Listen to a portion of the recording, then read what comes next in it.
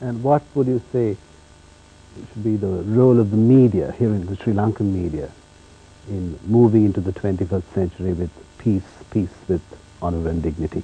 Yes, I have read with both the English as well as the Sinhalese avidly since I've been here, and what I think is very sad is that the war does not get much coverage. Yes, the war in the sense of the suffering of ordinary people.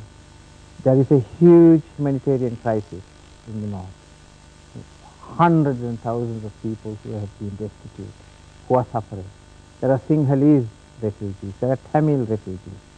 I mean, the plight of ordinary people is not brought out by the media sufficiently. Even though there is no censorship, there seems to be a self-imposed censorship and bias in the way in which the entire war is being reported. And secondly, I think the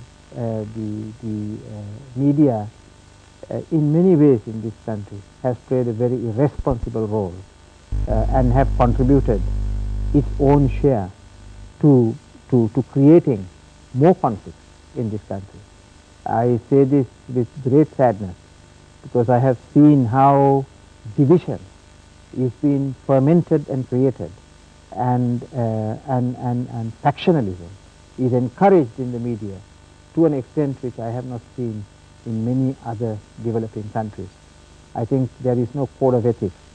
In Malaysia, for example, which is today one of the most advanced economically developed countries in Asia, there is a code of ethics.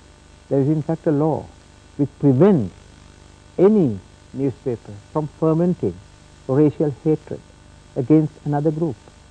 In Singapore, there is certainly a law which prohibits, and is a criminal offense, for anybody to cast doubt and suspicion about another group, another racial category.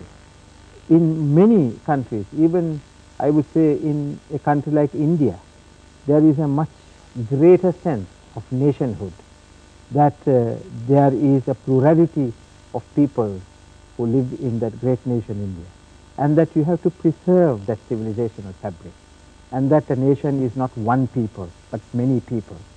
I think we have singularly failed in transmitting this message to our people, and I think this is where I think the media can play a constructive role.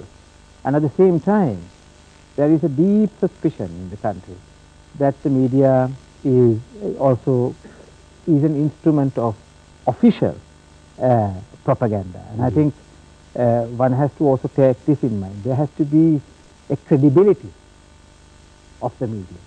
If the people want to believe what the media says, there has to be credibility. And I think these are problems as we move into the 21st century. I think the media must reflect that new vision, a new thinking, and a new aspiration for the peoples of this country. Dr. Rupesinghe, at your public lecture on Monday at the BMICH, during question time, there was a gentleman who suggested that you might be an agent of a foreign power. Would you like to repeat that answer for the benefit of a large audience which we have today? Yes. Now? Well, I think we are very much used to these kinds of questions and assertions. International Alert is an organization with its own mandate, and we are working towards implementing that mandate and to the integrity of that mandate. We are fiercely independent.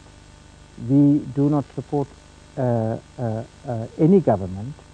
We want to preserve this independence because it is the independence of the organization which gives it its integrity and its authority and its moral authority to behave impartially in any conflict situation.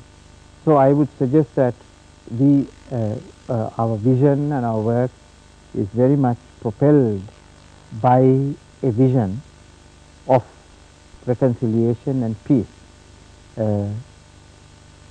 in the world in that we see.